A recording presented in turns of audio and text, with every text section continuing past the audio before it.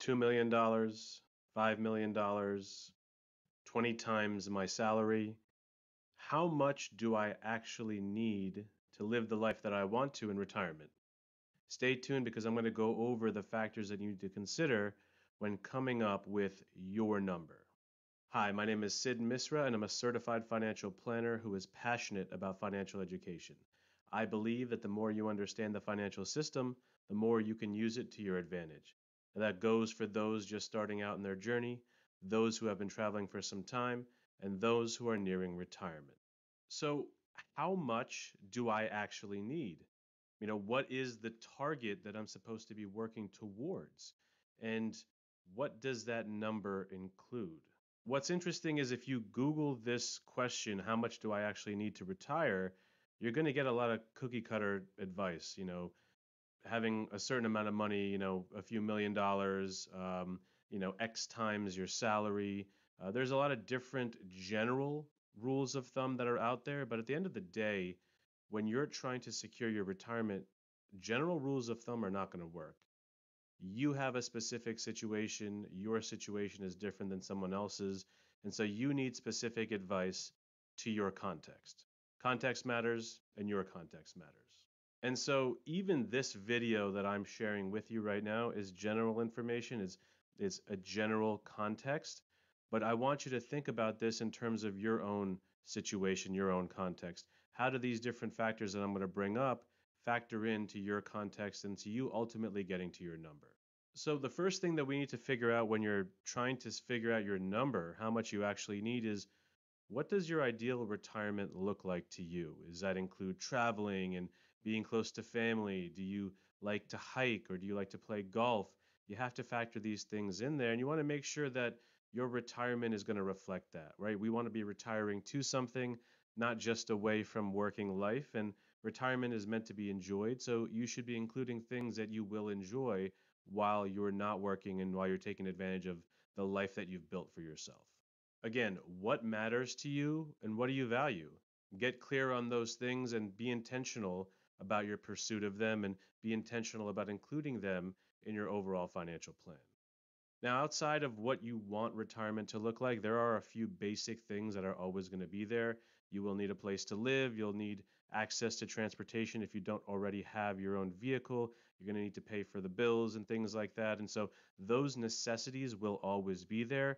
You will have to figure this out in terms of where you're going to live. Cost of living obviously is different in different parts of the country. I do have a video that explains the things that you want to consider when choosing a place to retire. I'll drop the link in the description below. Check that out. But again, where you choose to retire will have a big impact on what number you need to get to. But what about the factors that we're not thinking of, right? And there are four important ones that I want to go over right now. The first one is longevity. We are seeing that more and more people are living a lot longer nowadays. According to JP Morgan's Guide to Retirement, and a 65-year-old couple, in that couple, there's almost a 90% chance that one member of that couple will live to age 85. So that's a 20-year retirement for at least one member of that couple. That same 65-year-old couple has a 70% chance of having one member live till age 90, and then a 40% chance of one member living till age 95. So that's, over a 25-year retirement, close to a 30-year retirement. You have to make sure that your number reflects that time period. The worst thing that can happen is you outlive your money, you run out of money, and you have to force yourself to maybe go back to work or really adjust because of that. So, does your number account for a possible 20 plus year retirement for you or your spouse? The second factor that we want to consider when coming up with our number is inflation. Now, that's obviously a hot topic as we talk about it in 2022, but inflation is just a natural increase in prices that we see. And what that does is it erodes our purchasing power, it takes it away.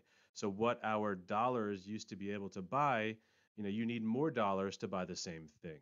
And so, you need to take into account how inflation affects your number. Are you factoring that in so that you're beating inflation and you're allowing yourself to purchase the same goods and services and live the same lifestyle that you've become accustomed to, that you're comfortable with? The third factor is taxes. Now, obviously, Uncle Sam wants a cut of everybody's money. They're going to try to get as much tax revenue as possible. And so when you're factoring your number, you need to consider taxes in there, right? How are you taking money out and from which accounts? You may have pre-tax accounts, you may have Roth accounts, may have after-tax accounts.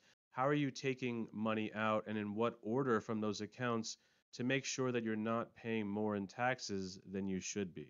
And for those that are lucky enough to have money left over after they pass, how do you ensure that the people, the causes, the organizations that you value and you want to bless, how do you make sure that they get to receive the money in a tax efficient manner, that they don't have to pay more in taxes than is necessary? So, does your number factor in taxes and Uncle Sam? Will you be paying more than necessary in taxes? And the last factor that I'm going to bring up in this video is healthcare costs. And unfortunately, as we age, we need more healthcare coverage. We need to pay for things because, our body breaks down, we get older. Healthcare costs become a huge burden in retirement in our later years and can be a huge burden on the nest egg that we've built up. Our number, the number that we're working towards, has to factor this in. And yes, you're going to get Medicare at age 65, but the truth is, Medicare is not going to cover all of your medical expenses. And some of the big things that I want you to consider are long-term care costs.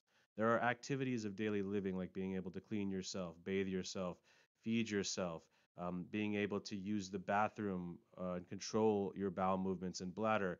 Those are activities of daily living that if you cannot do, you will need assistance. And that assistance can come from your family, friends, or it can come from a caretaker like a nurse.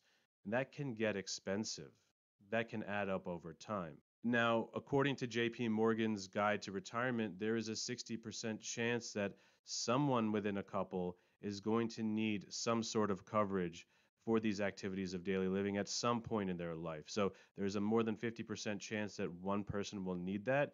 And on average, what we're seeing is a third of the time when you need that coverage, it's going to last more than 5 years. So if you're going to pay for it out of your nest egg, you're going to need more money to do that. If you need to figure out how to get coverage to pay for that, you're going to factor that into your number. These are all things that have to factor into your number.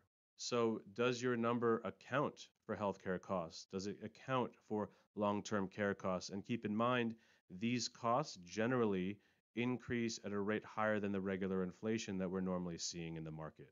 So all of these things will factor into your number. How you want to live your retirement, the activities that you want to be doing, where you want to live, and the housing and all of that. But again, the four factors that I went over, longevity, healthcare costs, taxes, and inflation, those things have to be considered when you're figuring out that number or that target that you're trying to work towards.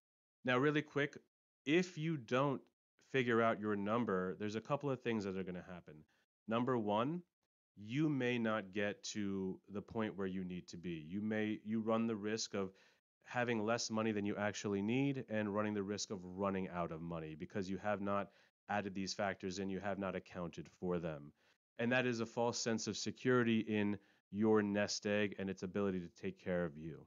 On the opposite end of that spectrum is not defining your number for a lot of people means that they can't fully enjoy retirement because they don't think that they have enough. If you haven't defined the end goal and said, look, this is the number that I need and it's taken into account all the factors, you're not as confident in your retirement and thus you're not able to enjoy it as much. And like I mentioned at the beginning of the video, retirement is meant to be enjoyed. You worked a long time, you've saved, you put the work in, you've sacrificed to get to this point. It would be a shame if you didn't enjoy it, if you had it in the back of your mind that you're not sure if you actually have enough. So define your number so that you know how much you actually need and you don't have a false sense of security, and so that you can actually enjoy retirement when you get to that point. Thank you so much for tuning into this video. I really appreciate the support. If you found it valuable, please give it a like. That helps YouTube push this video to other people that may find it valuable. And also, please don't forget to subscribe. I release a new video every Sunday, and when you subscribe, those videos will be pushed to you automatically via YouTube. Thank you so much for tuning in. Take care, and I'll see you soon. Bye-bye.